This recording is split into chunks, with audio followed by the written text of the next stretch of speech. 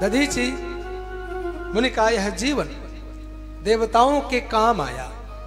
दधीचि महाराज ने अपने जीवन का, अपने शरीर की कोई चिंता नहीं। देवताओं के उस सत्कार्य में प्रयोजन रूप से जो शरीर महाराज लगा, उसको उन्होंने बिना चिंता किए लगा दिया है। और केवल इतना ही इनका चरित्र नहीं है, दधीचि महाराज का चरित्र तो शिव पुराण में विशद रूप से प्राप्त होता है। दधीचि महाराज की पत्नी गर्भिणी थी। दधीचि महाराज का अंश दधीचि महाराज के पत्नी के गर्भ के रूप में सुरक्षित पल रहा था।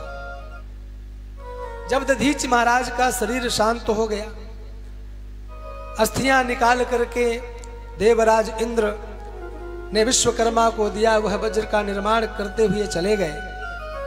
तब दधीचि महाराज के अस्थियों के पश्चात शरीर के अवयवों का क्या हुआ, तो यह चरित्र शिव पुराण में प्राप्त होता है कि माता जी ने तुरंत देखा कि मेरे पति देव तो महाराज परम धाम हो चुके हैं, क्या करना चाहिए। बिना पति के इस जीवन में मैं जिंदा रह करके क्या करूं। मेरे आश्रय दाता, मेरे पति परमेश्वर, जिनकी चरणों की सेवा के बिना मैं एक समय नहीं, एक क्षण नहीं रह सकती थी, आज उनसे मेरा बिछोह हो गया है। तुरंत उन्होंने समस्त शरीर के उन अवयवों को एकत्रित किया, पात्र में डाला, चिता बना करके अवयवों के साथ महाराज सती होने की तैयारी की। जैसे ही हाथ से अग्नि लगाने का प्रयास किया, आकाशवाणी हुई। आकाशवाणी ने कहा, देवी यह तुम अभी यह कार्य मत करो, तुम्हारे द्वारा चिता में बैठ करके शरीर को छोड़ना का यह उपयुक्त समय नहीं है। तुम्हें मालूम है तुम्हारे गर्भ में इस महात्मा का अंश पल रहा है, जब तक उसका जन्म नहीं हो जाए तब तक आपको अपने शरीर का त्याग नहीं करना चाहिए। जैसे ही आकाशवाणी को माता जी ने सुना, तुरंत महाराज चिता से उतरी, विचार करने लगी, कब तक प्रतीक्षा करनी है। मेरे पति देव जा चुके हैं, एक एक क्षण, एक एक वर्ष युग के समान मेरा व्यतीत हो रहा है। ज्यादा पति के बिना रहना उचित न समझ करके आज माता जी ने एक पत्थर उठाया, अपने गर्भ पर प्रहार किया।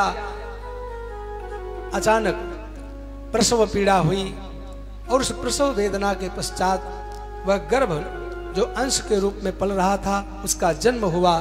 उसको लेकर के माता जी ने पीपल वृक्ष के नीचे डाला और जाकर के चिता में बैठकर पति लोक को प्राप्त करेंगे। भगवान शंकर माता पार्वती संध्या काल में आकाश मार्ग में भ्रमण करते जा रहे थे। उन्होंने देखा कि पीपल के नीचे कोई बालक पड़ा हुआ है, जिसकी देख रेख करने वाला कोई दिख नहीं रहा है। माता जी के हृदय में वात्सल्य भाव जागृत हुआ और माता पार्वती ने उस बालक को गोद में लिया, स्तनपान कराया। उसका कोई नहीं था, उन्होंने अपना ही पुत्र समझ करके माता पार्वती के द्वारा उस बालक का लालन पालन किया गया। वह बालक ही भविष्य में चल करके पिप्पलाद ऋषि के नाम से जाने गए। पीपल वृक्ष के नीचे प्राप्त होने के कारण उनका नाम पिप्पलाद पड़ा है।